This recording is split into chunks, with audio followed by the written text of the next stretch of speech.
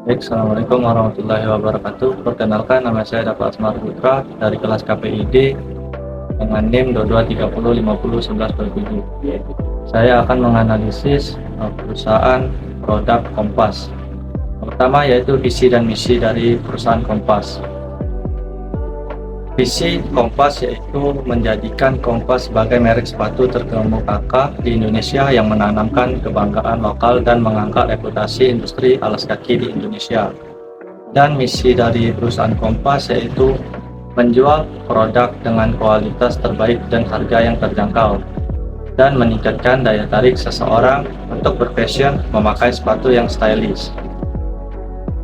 Tujuan dari perusahaan Kompas merupakan mendapatkan keuntungan, menyediakan kebutuhan alas kaki untuk masyarakat Indonesia, dan juga membuat produk yang dapat menjadi gaya berpenampilan yang sopan dan stylish.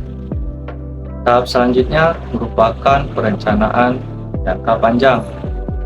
Yang pertama yaitu merupakan menyediakan barang dengan kualitas premium dan inovasi dengan model tren terkini.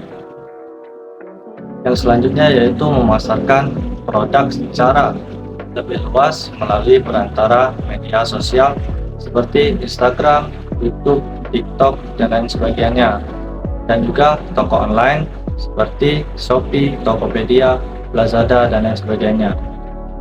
Selanjutnya, dalam jangka panjang, perusahaan Kompas harus menginvestasikan budaya untuk memperluas layanan serta menjaga kepuasan terhadap pelanggan agar terus bertumbuh di masa depan.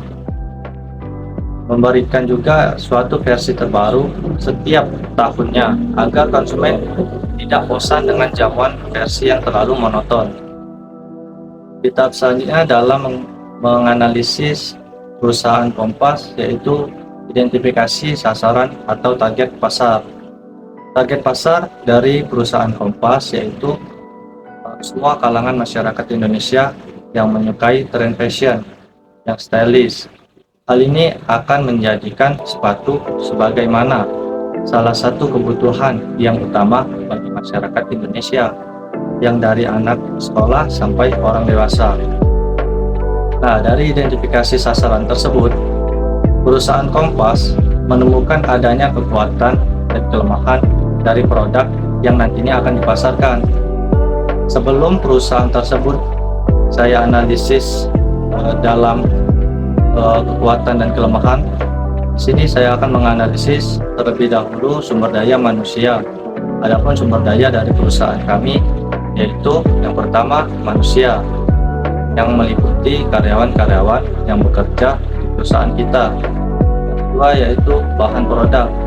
Kami menggunakan bahan utama yang diproduksi menjadi produk yaitu kami menggunakan kanvas. Yang ketiga yaitu mesin. Kami menggunakan mesin untuk sebagai alat memproduksi produk sepatu. Dan yang terakhir yaitu teknologi. Kami menggunakan teknologi untuk memasarkan produk kami melalui teknologi digital agar dikenal oleh khalayak ramai.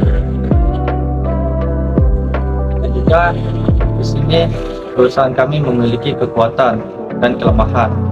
Baiklah, di sini saya akan menjelaskan yang pertama yaitu kekuatan terlebih dahulu. Kekuatan pada perusahaan Kompas yaitu harga produk yang relatif murah tetapi tetap berkualitas.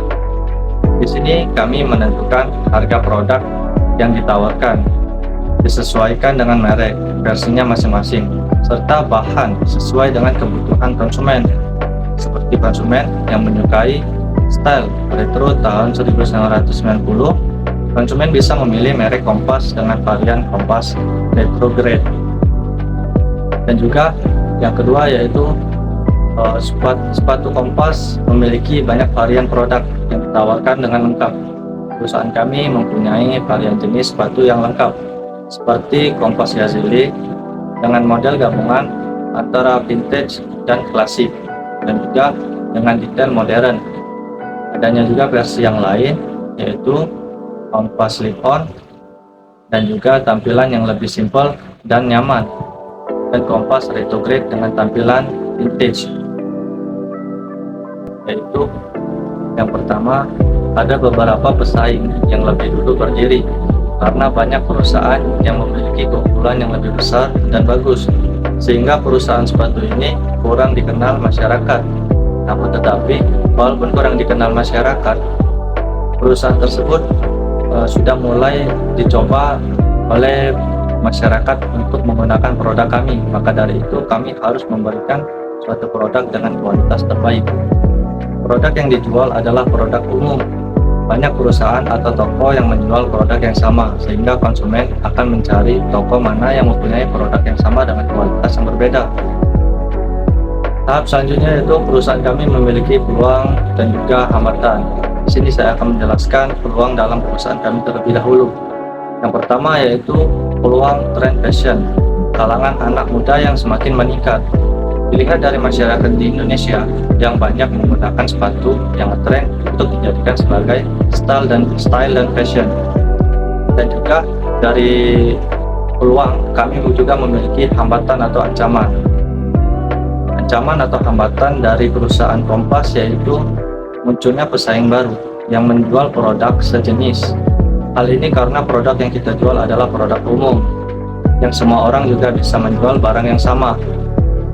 Perkembangan teknologi, internet yang memudahkan pelanggan memesan produk sejenis di e-commerce, hal ini menjadi ancaman karena konsumen lebih suka memilih pembelian yang secara simpel, instan, dan tidak mau ribet.